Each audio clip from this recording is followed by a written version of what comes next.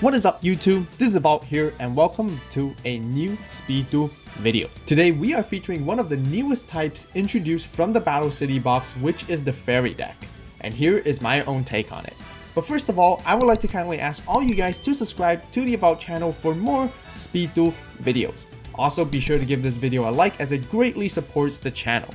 The new Fairy type monsters that freshly came includes a variety of monsters with high levels and attack.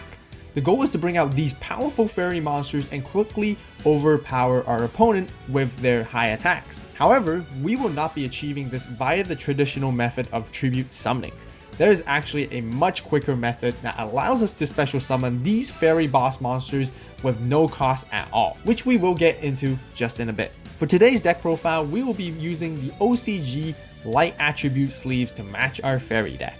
If you guys want to get some of these amazing official Yu-Gi-Oh artwork sleeves all the way from Japan, be sure to visit the AVAULT eBay store. The links will be included in the description box down below. To start off with our skill, we are playing the best skill currently for Speed Duel, which is Inner Conflict. This skill allows us to take control one of our opponent's monsters by paying half of our life points. However, the monster taken cannot attack directly, and this skill can only be used once per turn. Many of you guys are aware already that the purpose of the skill is basically to utilize it for an instant tribute summon. Introducing our fairy type boss monsters, we have two copies of Guardian Angel Joan, which has 2800 attack and 2000 defense. Additionally, this card can help us recover life points, which works quite well after or before using our skill. For our secondary fairy boss monster, we have the GOAT format classic, Knight Parsha. This will be our main single tribute summonable monster. It has 1900 attack, but it does inflict piercing damage and allows you to draw a card every time this monster inflicts battle damage to your opponent. Next, we play two Kelbacks, which has 1800 defense, where not many monsters are able to run over it. Its effect also bounces any of your opponent's monster that attacks into it, which makes it fairly annoying to deal with. To round off our monsters, we are playing the best staple monster of the format, which is 3 copies of Breaker, the Magical Warrior. This card provides instant back row removal and has decent stats for a level 4 monster, which you can easily bring out with no cost. Moving on to our spells, we play 3 Valhalla Hall of the Fallen. This card is incredibly crucial as it is the card that helps us special summon our fairy type boss monsters or fairy monsters in general with basically no cost, which I mentioned from the beginning of the video. This is a continuous spell that lets us special summon a fairy type monster from our hand regardless of the level. However, we cannot control any other monsters when activating and resolving this effect. This basically means our main combo only requires this card along with Guardian Angel Joan or Knight Parsha, and there we have a simple and powerful play that is easily executed. Next, we play 2 copies of Book of Moon, which is currently one of the best staple cards to have for the game.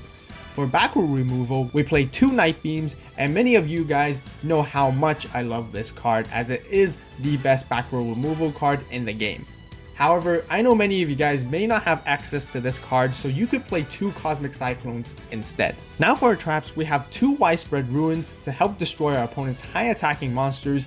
We also have 2 Zomas, which can serve as a powerful monster which can eventually be tributed or inflicts effect damage to our opponent in pressuring them to make difficult choices. And that rounds off for our traps with our 20 card main deck, so let's jump into our extra deck and side deck. There is absolutely no fusion summoning from this deck at all, so we're just playing 6 random fusion monsters to fill in our extra deck space. Many of you guys ask, why do that? The reason is to not give your opponent any perceptions of what deck you might be playing so that they cannot mentally prepare. So for our side deck, I like to run 2 copies of Banisher of the Radiance. This card is really good against any graveyard-centric decks as it banishes all cards that are sent to the graveyard, both yours and your opponent's. However, it does not affect you at all since this deck does not utilize the graveyard whatsoever. Furthermore, it is a fairy type monster which can potentially be comboed with Valhalla Hall of the Fallen. Another monster we would run is Jinzo for countering against any trap heavy decks. Then we have Cosmic Cyclone for extra back row removal. I have a Nobleman Cross out for against any pesky flip effect monsters. Last but not least, we have 1 Lost Wind, which is really good against any monsters that are special summoned. Overall, these are just my personal preference for side decking, and your choice of cards may vary depending on the tournaments you guys participate in. Just a friendly reminder to you all, please use my deck profile as a base reference to your own creations. If you guys have any suggestions or feedback of what other cards you think would blend well with this deck, be sure to let me know in the comment section down below. Now that we have the deck profile completed, let's hop on to some matches to playtest this deck. Starting off with our first match, we're playing against a Inner Conflict yu-gioh deck. I felt the deck that I was facing was quite familiar, as this deck turns out to almost be or even exactly the same as my 7-0 undefeated yu-gioh deck, which I showcased around a month ago. We were able to pull off our Valhalla Hall of the Fallen to bring out our Guardian Angel Joan, and also use Inner Conflict to take our opponent's monster for a tribute summon to have our Knight Parsha on the board. With no cards left on our opponent's side of the field, we were able to quickly swing in early for an OTK, taking game 1. For game 2, we went slightly slower, as we didn't really get to see any level 4 monsters in our hand.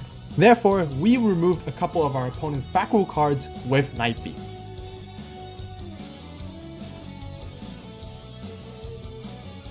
Our Zoma was taken by our opponent's Inner Conflict skill and tributed to summon for a yu-gioh. This gives us the opportunity to do the same back to them, and we were able to tribute summon our Knight Parsha. Just like that, with managing our resources carefully, we were able to score game 2, winning the entire match. For our second match, we were playing against one of my favorite decks of all time in Speed Duel, which is the Nightmare Sonic Blast Serpent Knight Dragon deck.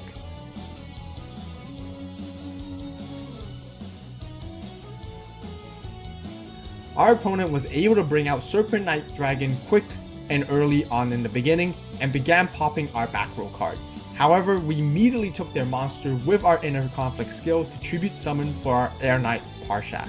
With us taking the lead, our opponent was able to bring out their second Serpent Knight Dragon and resume their Nightmare Sonic Blast shenanigans.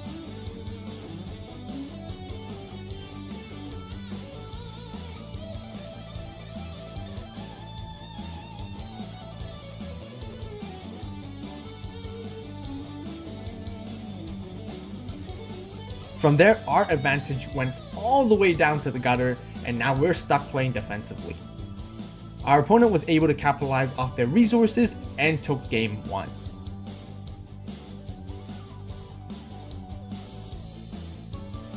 For game 2, our opponent once again started early with their Serpent Knight Dragon and Nightmare Sonic Blast combo, looking to add additional cards to their hand, which is very standard. We had to play defensively and wait for the right time to counter-strike back at them. We made an aggressive play of using our Inner Conflict skill to, of course, take their Serpent Knight Dragon and tribute summon Guardian Angel Joan this time. Our opponent attempts to bring out their second Serpent Knight Dragon, but this time we had a Book of Moon ready for counter. We were then able to take it out with our Guardian Angel Joan and recover our life points. From there, we even went beyond and gained up to 7,000 life points until we saw their third and last final Serpent Knight Dragon.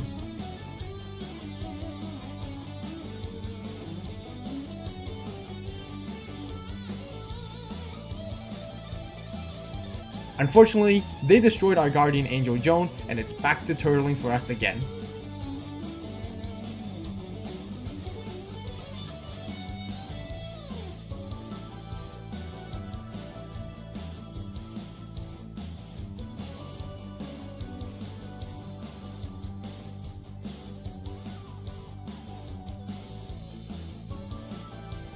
We held our ground through the grindy game, and we eventually played the Book of Moon and Nobleman of Crossout combo to get rid of their last and final Serpent Knight Dragon. We then ended off with Valhalla and Knight Parsha combo to take down our opponent, tying the match 1-1.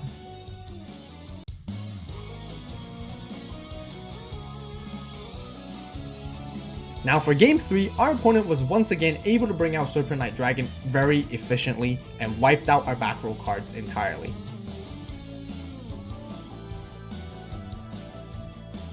We attempted with our Valhalla and Guardian Angel Joan combo and successfully defeated the Serpent Knight Dragon and gaining a huge amount of life points. We were able to take the final game as our opponent seems to have no comeback play, and we won the match. I gotta say, this was quite a difficult matchup and it required much more attention and thinking than usual.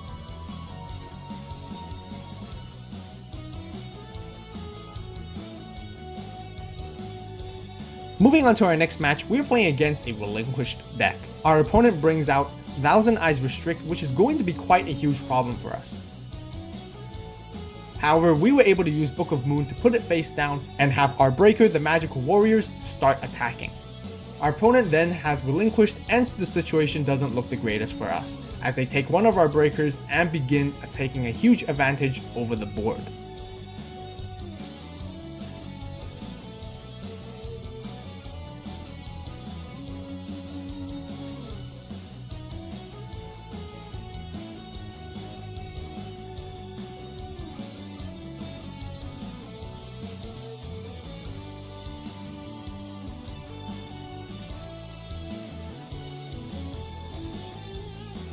We waited patiently for a counter-attack with Zoma and Inner Conflict for Knight Parsha.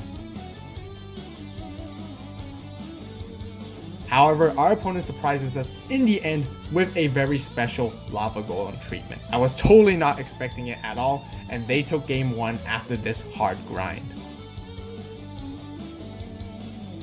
For game 2, we were more well prepared this time, as we had Book of Moon and Lost Wind, which are ready to counter their Relinquished.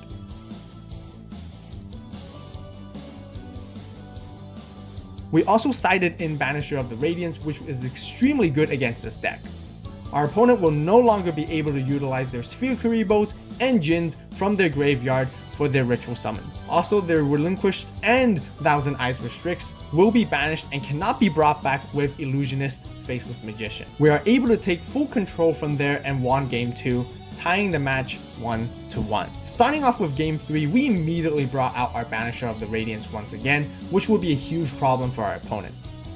Once again, everything that goes to the graveyard will be banished, and we also have Book of Moon ready to counter. They are able to take out our Banisher of the Radiance with Zoma, but it was too late, as we were able to sustain greater resources to have Inner Conflict, tributing their monster for Knight Parsha, and swing in for game from there. Wow, we basically won the match all thanks to Banisher of the Radiance, which is truly the MVP here. For our final match, I do want to feature another Inner Conflict Jinzo matchup. However, this time I would like to highlight some of the weaknesses and struggles I encountered with the Fairy deck. Furthermore, we actually played 2 matches against the same opponent here. Our opponent was able to consistently pop our monsters with cards like O Vindictive Magician and Offerings to the Doom.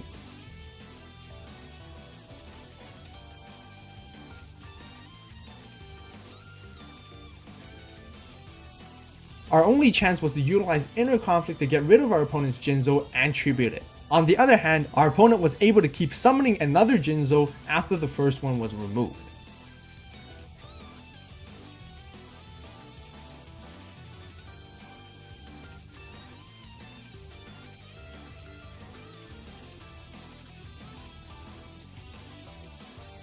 The fate of the match almost turned out to being like whoever uses Inner Conflict at the right time will basically gain the upper hand.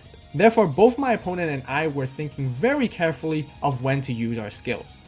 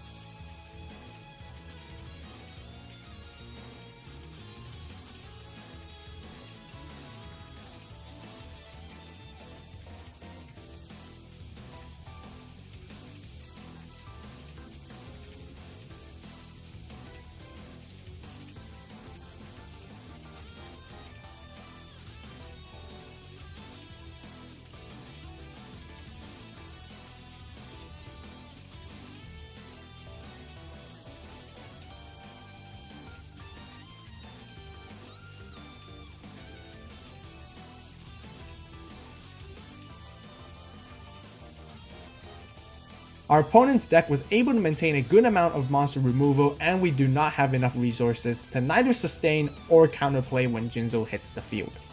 From that, we end up losing both matches, and unfortunately, we were not able to win a single game against our opponent. But still, huge shoutouts to all our opponents that we played against for the featuring rounds today, as it was really fun and I hope you guys learned a lot through the process as well. Overall, the fairy deck that combos very well with utilizing Valhalla, Hall of the Fallen to quickly bring out our fairy boss monsters. You guys can see it is relatively consistent, and there were times that our opponent had difficulties dealing with it. However, I personally feel that I would like to see that combo happen more often. We already ran 3 copies of Valhalla, but it feels like we're not really drawing into it as much as I like to.